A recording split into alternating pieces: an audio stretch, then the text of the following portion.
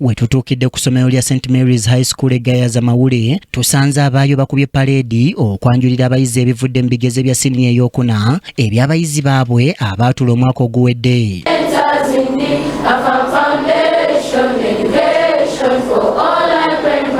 Bano batubuulidde nga ku bayizi 250 be baatuuza omwaka oguwedde mu siniya ey'okuna 99 tekuli n'omu yafunye B nga bano bonna baayitiddemu A esingayo. Ddala waggulu twatuuza abaana 205 abaana 96 bafunye M subjects zaabwe zonna 9 baba baakamazeeyo. Twebaza Mukama Katonda olw'ekkula lino lye tutuuseeko. Ffe tuli basanyufu nnyo naye twagala okwebaza abaana bano be mulaba. Okusoma si kwangu bagumira bingi ebibasoomooza naddala omulembe guno gujjuddemu bingi ebibasika oluusi ne balemesa okusoma naye beewaayo bambi ne baguma ne basoma era batuweesezza ekitiibwa. Abayizi abaatula ebigezo bino nga bali wamu ne bannaabwe abasiŋŋaaniddwawo abalala baajaganyizza wakati mu kwebaza Katonda olw'ekkula lino ly'abatuusizzaako.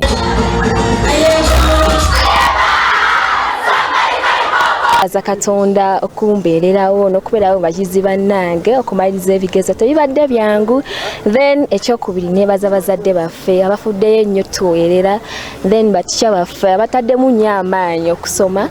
Wano nze ndi musanyufu nnyo era nebaza Katonda na buli omu ambeereddewo nafunye 9 A's era ekitiibwa n'ettendo kiddiza Mukama. Nebaza Katonda ambeereddewo olw'omulamu bwange nakwata ekibadde kyangu Mukama wakubeerangawo mwebaza ku ekyo.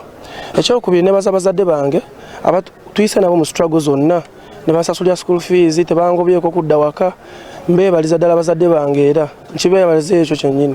Ekirala ekyokusatu kyenzizaako abasomesa baffe bano batu-encouragize nnyo bataddemu nnyo amaanyi tebatulese okugenda. Baza bazadde baabwe abeeresezza buli kimu ne basasulanga ssente nabo okubawa ebyetaago okulaba nga batuuse ku kkula lino. Olugendo olusooka tulutuuseeko era tuluggusizza.